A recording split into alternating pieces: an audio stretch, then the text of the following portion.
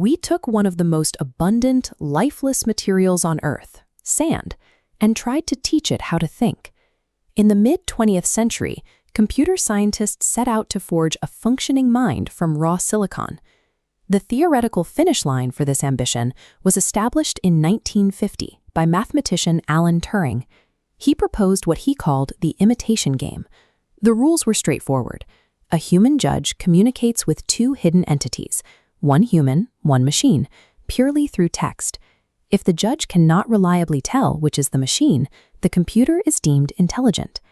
That theoretical benchmark gave early researchers a massive dose of overconfidence.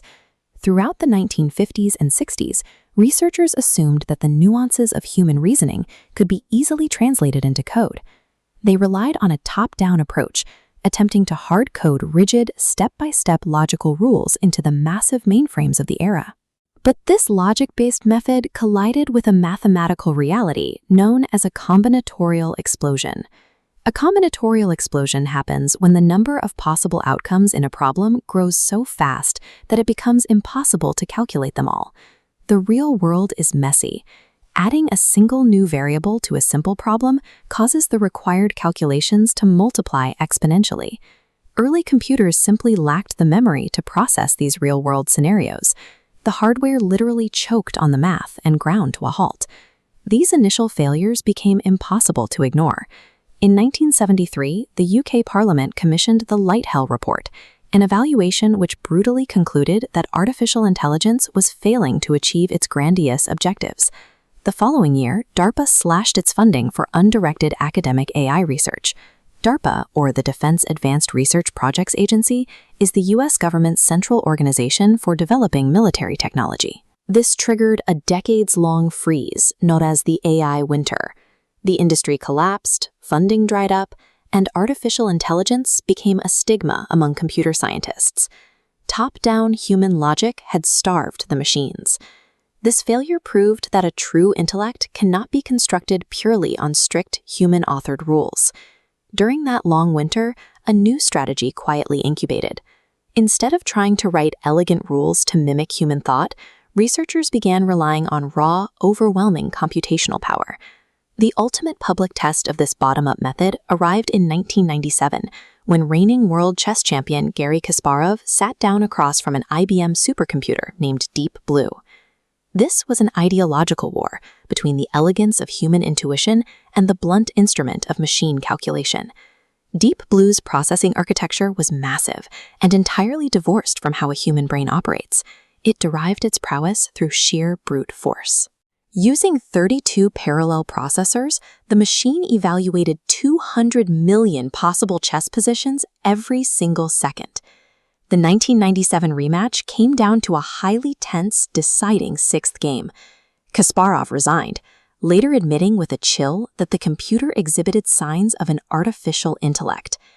Deep Blue's victory redirected the trajectory of AI. It proved that machines could conquer complex human domains by having enough power to calculate everything, rather than trying to teach them to think.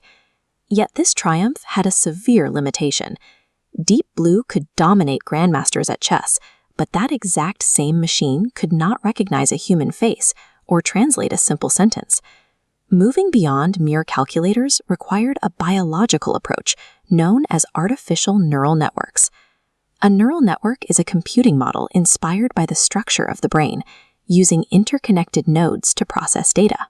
Instead of following a rigid step-by-step logical grid, these networks mimic the adaptive circuitry of our own minds, allowing them to learn and recognize patterns on their own. Achieving true artificial intelligence required a marriage of two eras, applying overwhelming brute force computation to the biological architecture of a neural network. That combination finally materialized in the 2010s. Researchers gained access to immense processing power alongside massive internet datasets, providing exactly what was needed to successfully train deep neural networks.